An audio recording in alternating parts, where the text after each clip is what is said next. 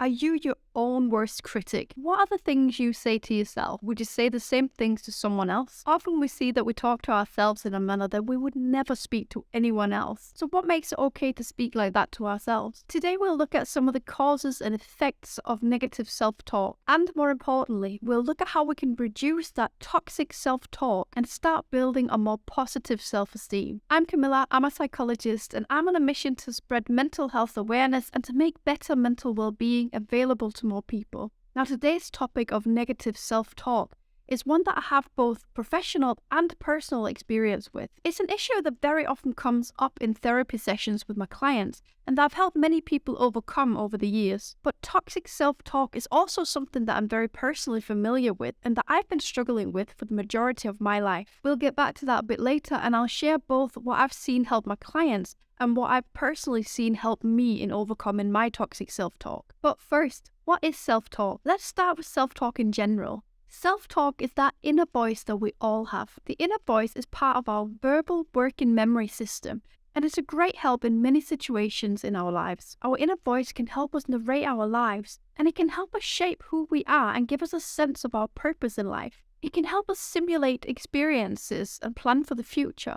For example, we might rehearse an important job interview in our head ahead of time of meeting with the recruiter. Doing so can help us prepare what we would like to say in the interview, but it can also help us imagine what the recruiter might ask, and that allows us to come up with good answers ahead of time. Unfortunately, as helpful as a positive or neutral inner voice can be, an overly negative inner voice can be detrimental to our health and well-being. So a negative inner voice can make it really difficult to focus on anything else, as it tends to consume all our attention. We might see that our negative self-talk tells us that we're not good enough, that we're a failure, or that we don't deserve success or happiness in our life. This type of self-talk can be really harmful as it impacts our thoughts, feelings, and behaviors, and it can lead to anxiety, depression, low self-esteem, and even physical health problems. For example, if we're constantly telling ourselves that we're not good enough, then we might feel anxious or stressed about our abilities, and that might lead to a poorer performance at work or at school. If we keep telling ourselves that we're a failure, then we might stop ourselves trying to achieve goals, which can limit us in our success and stop us from reaching our full potential. And if we don't believe that we deserve success and happiness, it can be difficult for us to form healthy relationships and to enjoy things that we love. So I'll give you a few examples of some of the most common self-talk phrases that I hear my clients say to themselves. For each of them, we'll look at the potential effect as well. So one self-talk phrase that I often hear my clients say to themselves is, "I'm not smart enough." This kind of self-talk can really lead to insecurities and anxieties,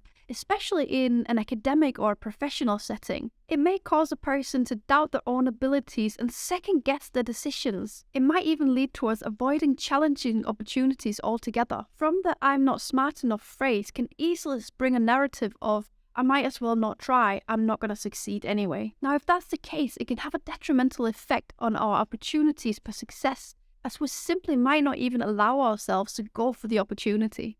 Another common self-talk phrase that I hear a lot is, "I'm a failure." This type of self-talk can lead to feelings of hopelessness and low self-esteem. It may lead a person to give up on the goals and to not even try to achieve anything. We might also see a sense of shame or embarrassment of the perceived failures, and that can really impact our social interactions and our relationships. The last self-talk phrase I've decided to include here today is, "I'm unlovable." This type of self-talk can lead to feelings of loneliness and isolation, and it may impact our ability to form healthy relationships. This is an example of a self-talk phrase where we might be projecting our own emotions onto someone else. If we do have this kind of self-talk telling us that we're not worthy of love or we're unlovable, then it's really hard to understand or imagine that someone could actually love us. This is when we might see our own feelings be projected onto someone else, and we might start reading into people's behaviors and actions that will lead us to an interpretation that no, they don't actually love us. How could they? This kind of self-talk can also lead to deeper issues like depression and anxiety, as we might feel fundamentally flawed or unworthy of love. These are just a few examples of some of the self-talk phrases I hear regularly. There are many more, and they can all affect our lives in different ways. Do you recognize any of the three that I've shared here?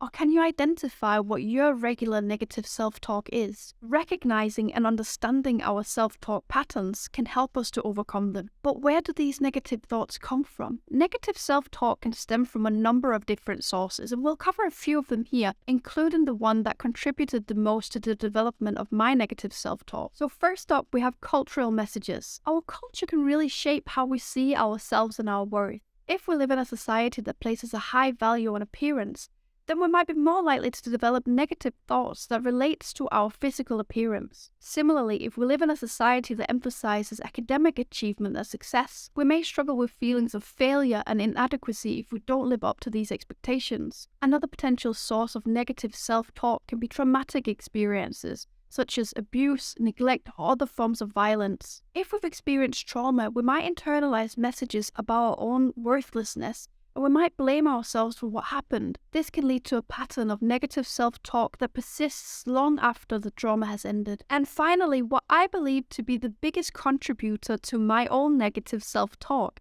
childhood experiences. Our early experiences in life can have a profound impact on how we see ourselves and our abilities. If we grow up in an environment where we're criticized and belittled, it's possible that we start to internalize those messages, and we'll start to see ourselves in a negative light. For me, it was a family member who would repeatedly tell me during my early years that I wasn't good enough and that I couldn't do anything right. I recently heard someone say something that really resonated with me. An adult's external voice can become a child's internal voice.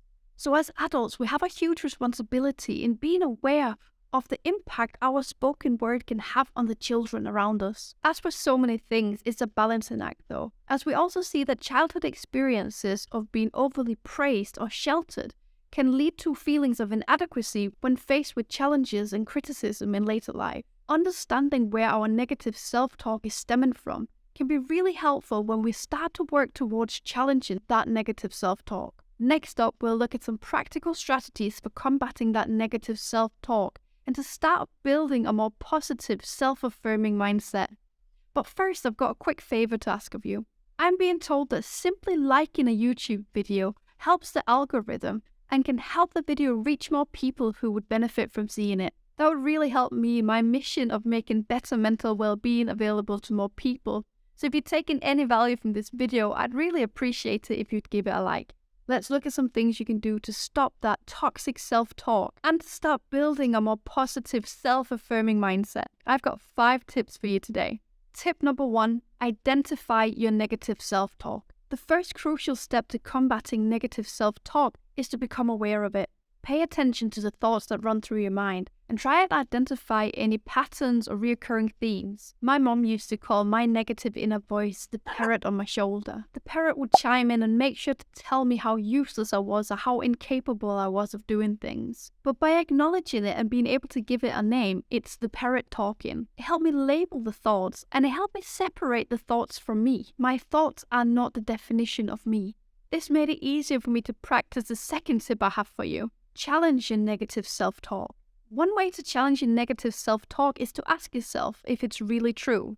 For example, if you find yourself telling yourself that you're not good enough, ask yourself if there's any evidence to support that belief. Are there times where you've succeeded and excelled in a similar situation? By challenging your negative self-talk, you can start to reframe your thoughts in a more positive light. Now, it's during this step where we challenge our negative self-talk that it can sometimes be helpful to realize where the negative self-talk is stemming from. Once I realized where my negative self-talk was primarily stemming from, it was a lot easier for me to challenge it. I could remind myself what my parrot was born out of, and then it was easier for me to start looking for evidence that would disprove what my parrot was saying. The third tip is to practice self-compassion. Treat yourself with the same kindness and understanding that you would offer a friend who was really struggling. Recognize that everybody makes mistakes and that making mistakes is a natural and healthy part of any learning process. By offering yourself understanding and compassion, you can start to build a more positive and self-affirming mindset. Asking yourself if you would say the same thing that you're saying to yourself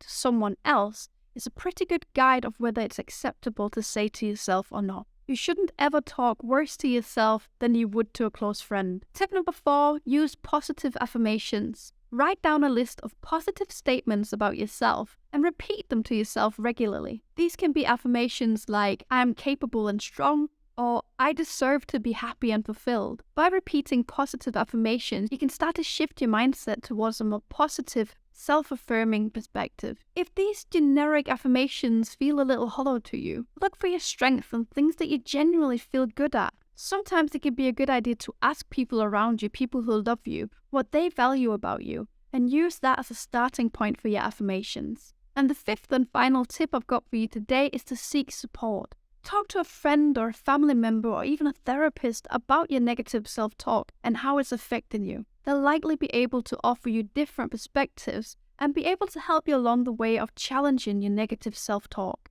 Sometimes even just saying our negative self-talk out loud to someone can make it really obvious how unreasonable it is. If you're struggling with negative self-talk, try some of these different tips out to see what works for you. There are many different resources available for further support on how to combat negative self-talk and start building that more positive, self-affirming mindset. This could be in the form of therapy, self-help books, online resources, or meditation and mindful practices. But if you start out by identifying and becoming aware of your negative self-thought, to then start challenging it, you're well on your way to reducing that toxic self-talk. I upload new psychological content right here on this channel every single week in the form of psychological insights, tips, and tools that are all aimed at helping you improve your mental well-being. If that's at all interesting to you, make sure to subscribe. Thank you for watching this one. Take care, and bye for now.